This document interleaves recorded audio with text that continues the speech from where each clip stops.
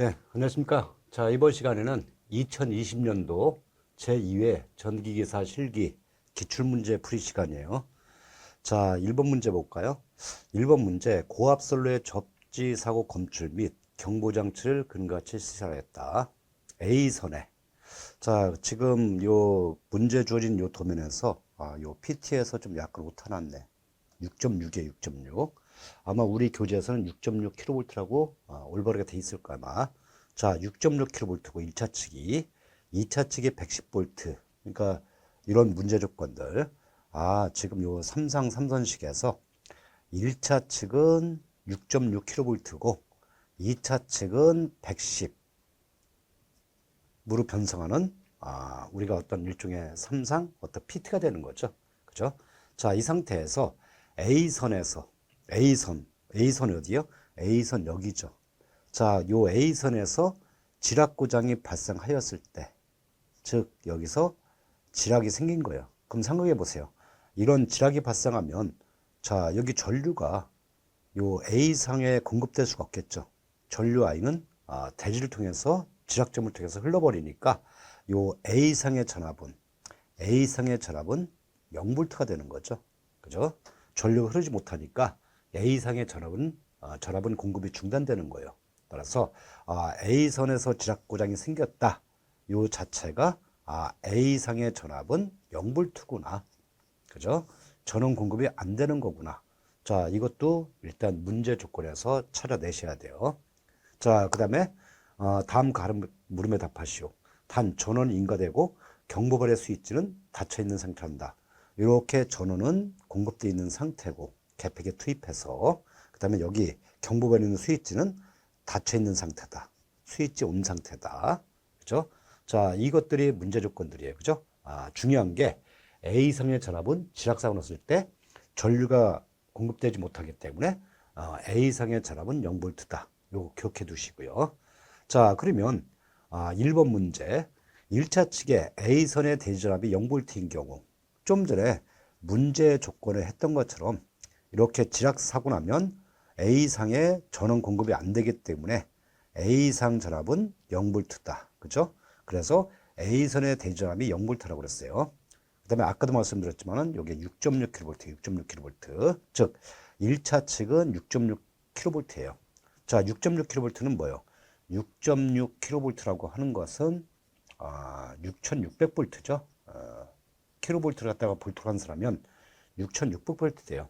자, A선의 대지전압이 0V, 지락사고 나서 A선의 전압이 0V 됐을 때에 B선과 C선, 즉 B선과 C선이면 여기 VB의 전압, 그죠? B선, 그 다음에 C선, 여기 VC의 전압. 요 1번 문제가 A상은 지락사고 났을 때 B상과 C상의 전압은 몇 볼트냐라고 했어요. 그죠? 자, 그럼 첫 번째 B상의 전압 VB는요. 자, 요 문제 푸실 때 우리가 1차 공부할 때 1차 필기에서 전력공학에서 했던 내용. 그러니까는 요 실기 문제 풀면서요. 1차의 어떤 필기 내용이 좀 필요해요. 그래서 1차가 중요한 거죠.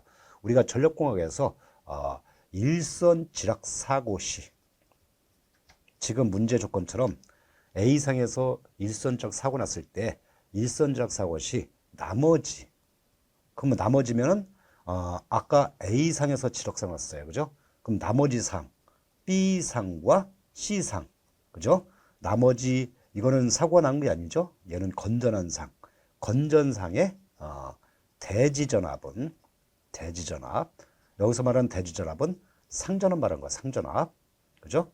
대지전압의 전위는, 그죠? 전압은 루트 3대로 상승한다. 자, 이 내용을 기억하신 분도 있을 테고, 필기 열심히 공부해서 기억하는 사람도 있을 테고, 까먹은 사람도 있을 거야, 아마.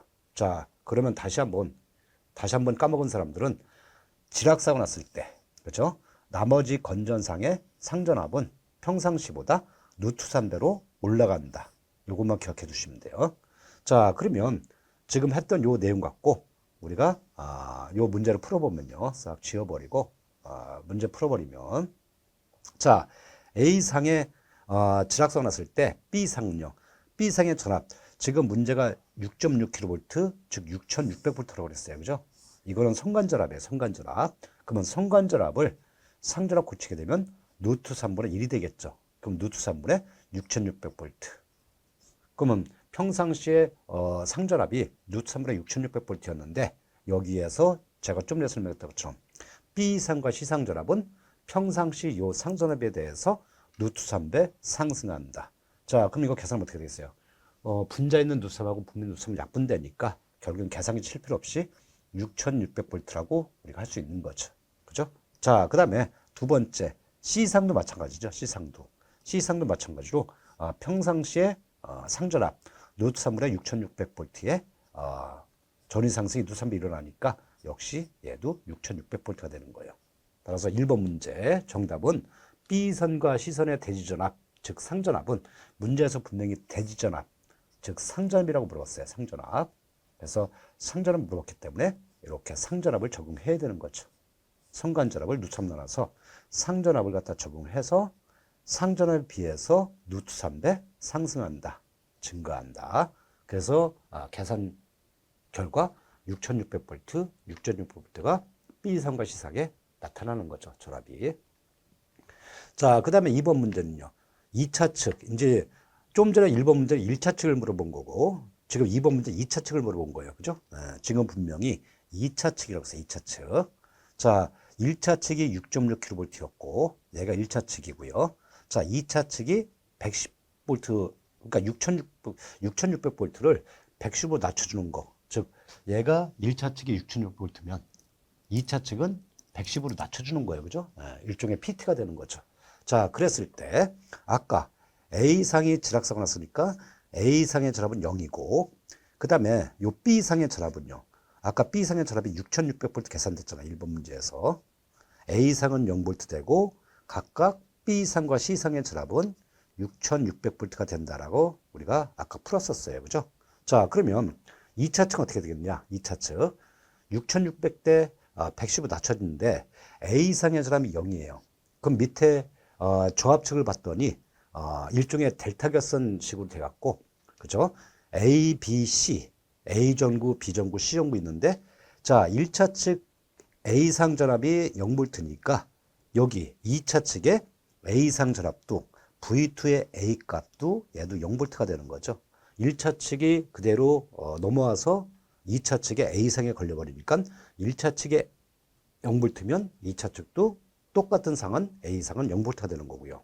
자, 그럼 B상 이거 지금 문제가 B 및 C 전구의 전압 이걸 구하라고 했어요. 그죠? 그러면 요거 V2의 B 그 다음에 여기 V2의 C 2차 측 내가 2차 측을 표현하기 위해서 2 첨자 2란 걸 붙인 거예요. 자, 그러면 첫 번째 1번부터 자 B 그죠? V2의 B 값은 몇이 되겠어요? 1차 측에서 고압 측의 B상의 전압이 6600V야.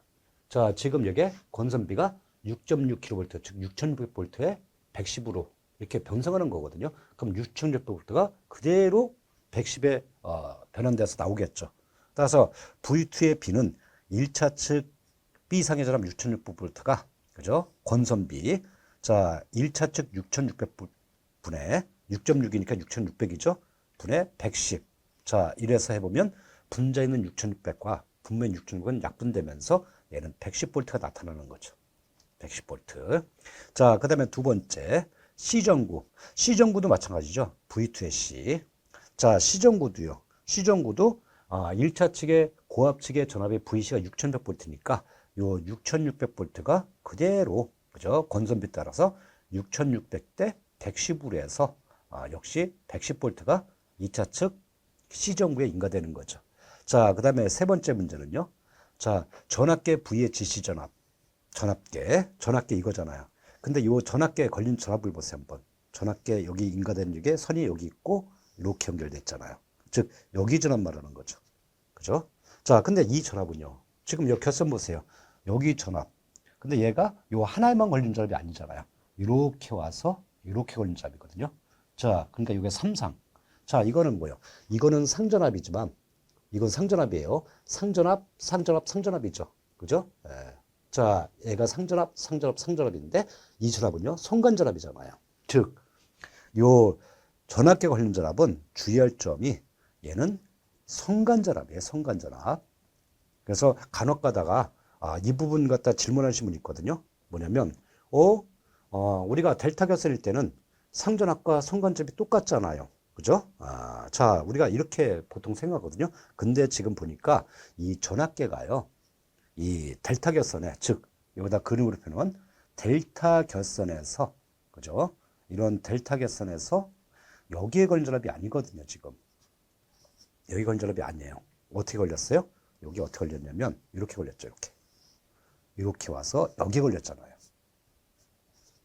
즉 이거는 성간전압이죠. 따라서 델타 결선이라고 하지만은 얘는 일반적인 델타 결선이 아니고 오픈 델타 결선이거든요. 오픈 델타. 즉 오픈 델타 결선은 하나의 상전압에서 이렇게 끄는 게 아니고 상전압, 상전압, 상전압에서 성간전압에서 끌고 오잖아요.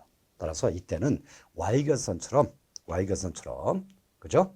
어떻게 해석해야 되냐면 성간전압은 상전압에 비해서 루트 3배다. 이렇게 해석을 하셔야 돼요.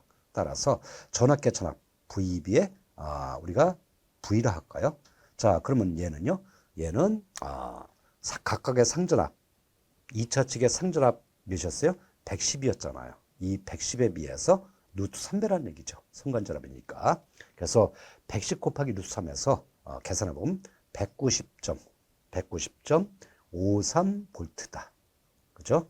자, 그 다음에 네 번째, 경보벨. 아까 문제에서 요 스위치는 닫았다고 그랬어요. 근데 경보벨 봤더니, 경보벨 요 선 쭉 가보세요, 한번. 좀 전에 했던 요 전압계하고 똑같은 상태로 연결된 거잖아요. 따라서, 경보벨, VB, 경보벨의 전압도 역시 110 곱하기 루트 3. 즉, 성간전압 걸리니까 190.53V가 걸리게끔 이런 식으로 우리가 해석을 하셔야 돼요. 자, 요 문제 푸실 때 가장 중요한 부분이에요. 염두에 조심할 부분이 뭐냐면 우리가 일반적인 델타 결선은 그죠? 델타 결선은 뭐 이런 식으로 연결하는데 마치 이 문제 주어진 그림이 델타 결선처럼 보이거든요. 그래서 상전압과 성간접이 똑같다고 오인하기 쉬워요. 근데 델타 결선에서 이런 델타 결선에서 이거는 뭐요? 이거는 상전압이 되는 거죠. 즉 성간전압과 상전압과 똑같은 상태가 되는 거죠. 근데 문제 그림 보면요. 이렇게 돼 있잖아요. 이렇게. 전원 있고 여기 A상, B상, C상 전원이 있는데 그죠? 전압계는 여기서 끌고 가는 거죠. 여기서. 즉 여기서 끌고 가는 거하고 여기서 끌고 가는 거하고 여기서 끌고 가는 건 틀린 거죠. 자, 이 전압은 성간전압이 걸린다고 보시면 돼요. 성간전압. 따라서 이 상전압, 하나의 상전압에 대해서 성간전압은 루트 3배, 루트 3 VP다. 이렇게 우리가 보통 해석하잖아요. 그죠? 즉 겉으로 보기에는 델타 결선 좀 보이지만 실제로는 이거는 Y결선처럼 성간전압은 상전압에 비해서 루트 3배다. 하나의 상전압이 좀 전에 그 B전구하고 C전구 전압이 110V였으니까 그거의 성간전압은 110 곱하기 루트 3이 되는 거죠. 그죠? 자, 그 다음에 이어서 2번 문제는요. 자, 2번 문제가 문제가 설명이 굉장히 긴데 그죠? 뭐 대단히 길지만은 요 내용은요. 한번 여러분 쭉 읽어보시고요. 문제가 길지만 문제 난이도는 그렇게 어렵진 않아요. 쭉 내용 보시고 그죠? 내가 다 읽어드리면 시간이 오래 걸리니까 뭘 구하는 거예요? 다 추가 접지가 있는 경우에 지락전류 값을 구해보시오. 근데 나눠서 첫 번째 추가 접지가 없는 경우에 지락전류, 두 번째는 추가 접지가 있는 경우에 지락전류. 각각의 문제 주어진 회로에서 지락전류 값을 각각 구해보라는 얘기예요. 그죠? 자, 그러면 첫 번째 추가 접지가 없는 경우에 지락전류. 지금 문제 주어진 요 도면이 자, 여기에 변압기 2차 측에 상전압, 그죠? 성간전압 2 이꼴 100V 걸려 있고, 자, 여기 개팩이 있고, 개팩은 투입했겠죠? 그 다음 퓨즈 있고, 그 다음에 여기서 금속관 공사했는데, 그죠? 여기서 지락사고 났어요. 사고 났네, 지락점에서. 그죠? 지락사고 난 거예요. 그 다음에 여기, 금속관에서 이렇게 시범짜리 저항을 갖다가 해서, 시범짜리로 해서 접지한 거죠.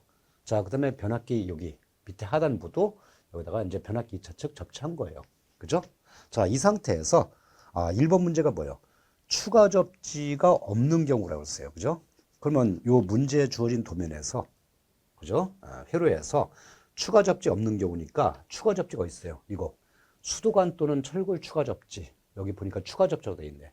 아, 이게 추가 접지네요. 그죠? 그래서 추가로 접지를 더한 건데 첫 번째 1번 문제가 추가 접지가 없는 경우라 했어요. 그죠?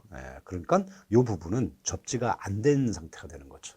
그러니까 1번 문제 푸실 때는 이 추가 접지 부분을 갖다가 없애버리고 나서 우리가 없애고 나서 회로 해석해야 돼요. 자, 그러면 보세요 한번. 여기 전압 100V 걸렸어요. 그죠? 그럼 전류가 이렇게 흐르겠네. 개폐기 투입했으니까 이렇게 개폐기 퓨즈 통해서 흐르겠죠? 자, 그래서 이게 선을 타고 쭉 가다가 여기서 지락사고 났단 말이에요. 그러면 금속관 타고 이렇게 올 거 아니에요. 그죠? 요 10ohm짜리 R3 접지점을 거치겠죠? 그래서 쭉 대지 통해서 가서 이렇게 흘러가겠지. 그죠? 전류의 흐름은 이렇게 된다는 얘기죠. 자, 그러면 이거 우리가 회로 한번 그려볼까요? 한번. 자, 회로 그리면 전압 2는 100V예요. 100V. 자, 그 다음에 이렇게 가서, 그죠? 전류 I가 흐를 테고, 그 다음에 쭉 가서 이렇게 통해서 이렇게 가죠? 자, 저항 10ohm 통해서 가겠네. 그러면 저항이 R이 10ohm. 그죠?